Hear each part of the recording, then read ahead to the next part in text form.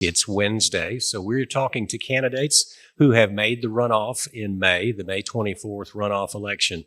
Today, I'm visiting with Texas Railroad Commissioner Wayne Christian. Wayne is the incumbent, and he is joining us via Zoom today. Wayne, welcome. It's an honor to have you with us. Hey, it's a privilege to be with you, and thank you for the opportunity to visit. Well, I'm glad you're here. The Railroad Commission race is one that is at the top of the ballot, and it's one that sometimes voters struggle to get to know who's actually on the ballot, and that's why we're visiting today. So you've been on the Railroad Commission for about 6 years, and you're running again. Tell us a little bit about who you are, where you're from, education, family, that sort of thing. Well, I'm from Deep East Texas, born, bred, raised, and stayed. I live in the big city of Center, Texas. Almost to the Louisiana border. For about 14 years, I was elected back in 1996 to the Texas House of Representatives. And I was the first Republican since Reconstruction. So I went in as a minority member of the legislature. For 3 years, I was the Republican with the most Democratic district in the entire state. Wow. And so I know how to be on both sides of the aisle on issues. I served in the House on the Energy Committee, the Regulated Industry Committee. So I've had a lot of experience at regulating oil and gas and the Railroad Commission, well aware of its work, and I've served there now. This will be my second term if the voters honor me to be reelected, and just look forward to continuing to serve at an exciting time in history.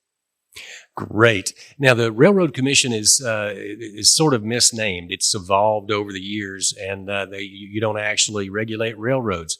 It's more oil and gas and wind and solar. What does the Railroad Commission do? Railroad Commission regulates everything under the ground, basically, that belongs to the taxpayers. And my job is to make sure, the Railroad Commission's job is to make sure that we take care of that we don't waste the energy, that we utilize it, that we make it profitable.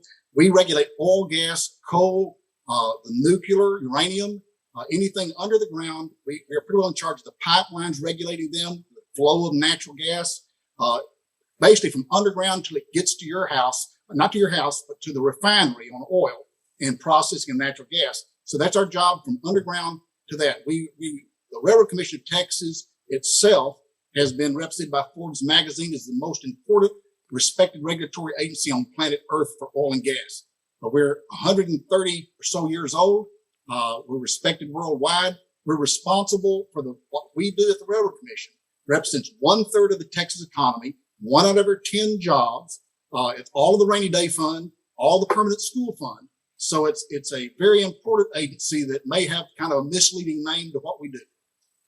Okay. Now, the issues facing the Railroad Commission, they're international pressures. So the invasion of Ukraine, for instance, and perhaps the XL pipeline have an impact on the Texas energy industry. Where is that situation right now? Well, Honored Governor Abbott allowed me to be his appointee to the Interstate Oil and Gas Compact Commission, which are 31 states and Canada that oversee oil and gas. I served as first vice chairman to that organization the past couple of years. I was responsible of sending every resolution that was anti the curtailment of oil and gas. We were against the Green New Deal, against the federal regulators taking control from the states over oil and gas. So I've led the fight nationally and with Canada on trying to turn away those that would threaten oil and gas. Texas, in that same time, has moved from a place of around 40% of the oil and gas production in the United States. Now our number is about 50%. And if we were a nation alone right now on oil and gas production, we would be number 3 on planet Earth as a nation. Texas has been blessed with an unbelievable amount through history and today of oil and gas. And that's what I feel responsible for. That's our job, is to make sure it plays a part. And now we can see readily how Winston Churchill over my shoulder said the war was won, World War II, on a sea of oil from East Texas. Now West Texas has the largest amount of oil on planet Earth. And we have been awarded, again, by the good Lord, with that abundant resource. And what a difference I think we can see now in a White House and a nation that sees the importance of oil, and it makes on planet Earth with the horrible Ukraine situation.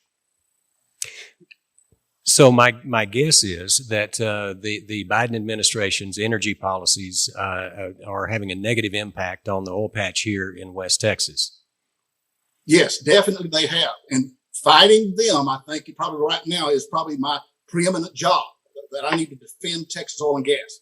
I'm proud that at a time that we were told to cap the production of Texas oil and gas back when it went to negative number for the first time in history, I'm proud that I've worked with all the royalty owners, the oil and gas associations across Texas, and I made the decision that instead of big government coming in, trying to fix that terrible situation we had, I worked with them and we came up going to the private market to get the answer. I believe the private market fixed that situation. With the price of oil is reaching record levels right now, but we need to turn loose again our industry. Wall Street has been responsible for a lot of the pullback. These environmental, social, and governance funds, I, as an old stockbroker by profession, have been able to fight that in some of these companies that have come in, and was helped with the law that the legislature wisely passed, saying if you're going to discriminate against oil and gas or guns in the state of Texas in financing, we're going to pull all of our billions of dollars out of your institution. And I helped lead that fight. So we're fighting back and winning in a lot of levels. And again, Texas portion of production since Biden has come in, actually the percentage, while not the volume, has gone up because of our fight from Texas. All right. This is you're no stranger to runoff elections, and you've made this one. The thing is, you got to get your name out. So this is, and you have to have a really solid message. So this is where I'm going to step away from the microphone, and this is unfiltered. This is Wayne Christian's message to the voters of Texas. So take as long as you want. I'm not going to interrupt or ask any silly questions. So Wayne, the microphone is yours. Tell the people, the voters, what your message is. Well, I believe that Texas has been given an opportunity to make history around the world right now is an unbelievable time in history. I am the only candidate with experience, again, regulating the Railroad Commission through the legislature 14 years. I've been there for 5. I've led through the downturn largest in the history of the industry. We've had, during my 5 years, a record plugging of abandoned wells. The past 5 years, we've exceeded what the legislature wants to do in capping abandoned wells. 63,000 injection wells have been studied since 1982, and the EPA commended the Railroad Commission that there was no primary drinking water or even secondary resources of drinking water that had been polluted that could be identified since 1982. We have won the Conservation Award at the United States level, top in the nation, the Railroad Commission, for our cleaning up of land and reef and fills all over the state, but especially Padre Island won the national award for that one. So we are conservationists. And we are proud that we've been able to get flaring down in Texas from about 2.7% 3 years ago now to less than 0.25% of natural gas is being flared in Texas. So I have a record. We've set the record while I'm there. Credit to the 800 plus fine employees across the state of the Railroad Commission of Texas for accomplishing that. But I've been honored to be a leader in that. And if they'd like to contact me or look at what my record has been through about a decade and a half, they can go to christianfortexas.com. Remember that early voting starts back on May the 5th, the 16th through the 20th, election day, the 24th. And if you're confused on who to vote for on the ballot, just remember to vote for the only Christian on the ballot. And that's all right. And there's just looking at the information we have, there's also there'll be a Democrat in November and a Green candidate and maybe even an independent. So once you secure the nomination for the Republican Party, then you've still got another election in November. Yes, and even Mr. Beto, running for governor, brought up at Southwest in Austin in an interview that his big theme was going to be the storm and how the governor did not, he think, fill the bill on the requirements. I think the legislature, the governor did an excellent job.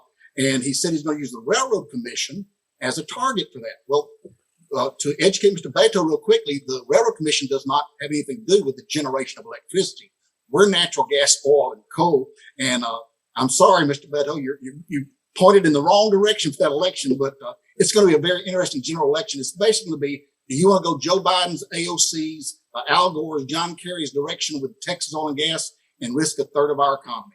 I don't think so. And I think I'm the only Republican candidate in the race that has voted in every Republican primary since, before Reagan was ever elected. All right. Wayne Christian, the incumbent railroad commissioner for the state of Texas, thank you so much for taking time out of your busy day to visit with us here at San Angelo Live. Honored to be with you. All right. Thanks. We've been talking with Wayne Christian, Texas Railroad Commission. Again, he said the election, the runoff election, is in May 24th. We have 3 local runoffs as well, so that should generate some interest on the local ballot in Tom Green County. And until next Wednesday, I'm Yantis Green for San Angelo Live.